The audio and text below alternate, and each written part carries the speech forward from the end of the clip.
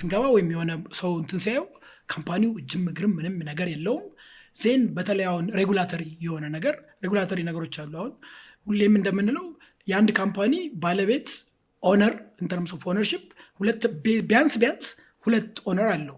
ራሱ የፈጠረው ሰውዬና መንግስት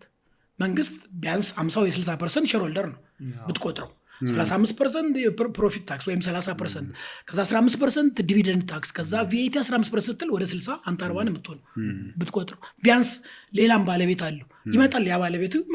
ይመጣና ሼርን ይላል ሁሌ ማስበው ነገር ኤግዛክትሊ የብዙ ሰው እዚህ ፓርትነር ነው ቤዚካሊ ማለት ሊጋል የሆነ ሌጂቲሜት የሆነ ፓርትነር ያ ነገር ሲመጣ በቃ አተረፍኩ ያደኩ ነው ምናምን የሚለው ነገር የኔን ሼር ሲልህ ያንተ የከፈልከውን አይደል የሚሰጥ አይደል ወደ ዶክመንቴሽን ይመጣል ወደ አርካይቭ ይመጣል ምናምን ያን ዶክመንቴሽን ቀላል የሚመስሉ ነው ዶክመንቴሽን ዝም ብሎ ፋይል ማድረግ ሪሲት ፋይል ማድረግ ግን this is the basis of your company እያንዳንዱን የምትጠየቀውን ነገር ካልሰጠህ by the time ታክስ ኦፊስ ሲመጣ አንተ የለም በቃ ምክንያቱም ዲፌንድ ማድረግ አችልም you have to defend yourself burden of proof አንተ ጋር ነው እና አትሊስት እነዚህን በጣም ቤዚክ ነገሮችን ተቀጥረ ማየት መቻል አለብህ ብዙ ሰው በብዙ እኔ የምናየው እኛ ስንገባ ሄዷል እኮ ካምፓኒው 3 ምናምን ዓመት ምናልባት ካምፓኒው ኤግዚስት ያደረገው ታክስ አሰስመንት ስላልደረሰበት ነው by the time ታክስ አሰስመንቱ ሲደርስ የለም ሌላም ሬጉላተሪ ነገሮች ሲመጡ የለም እና ሌላው ቢቀር ትንሽ ተከፍሎ ሊሆን ይችላል ካምፓኒ ራን ለማድረግ ቢያንስ ካምፓኒ ራን ሲደረግ በቅርብ ማየት መቻል አለብህ የሚያስፈልጉ ነገር ትልልቅ ካምፓኒዎች እኮ ሲወድቁ አይተናል ለምሳሌ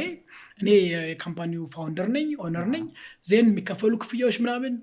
ዜን ጥጋው መጣ ክፈሉት ምናምን አካውንታንቱ እና ክፈል ምናምን አልኩት ግን ከመክፈል በፊት ኖርማሊ እንደምታደርገው የሚከፈሉ ታክሶች አሉ ዘራይት አግሪመንቶች አሉ ወይ ዶክመንቶች አሉ አይደል እና አካውንታንቱ ያን ዶክመንት አኩሙሌት እንዲያደርግ ሲጠይቀው ቢሮክራሲ የሚያበዛብህ መክፈል ያልፈለገ ምናምን ነው ይመስል ሊያድንህ ነው ማለት የዛሬው ትራንዛክሽን ፕሮፐርሊ ዛሬ እንድንተኛ የሚያስፈልገውን ነገር እናርግና ፋይል አርገን ከዛ ነገ እንተኛለን እያለ ነው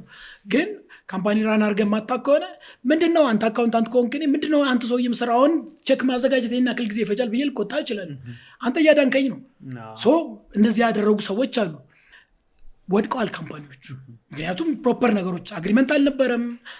ፕሮፐር አውቶራይዜሽን አፕሮቫል አልነበረም ያ የተከፈለበት ሰነድም አልነበረም ሶ ከየት መጣ ስትባል ትሬስ ማድረግ አልቻልክም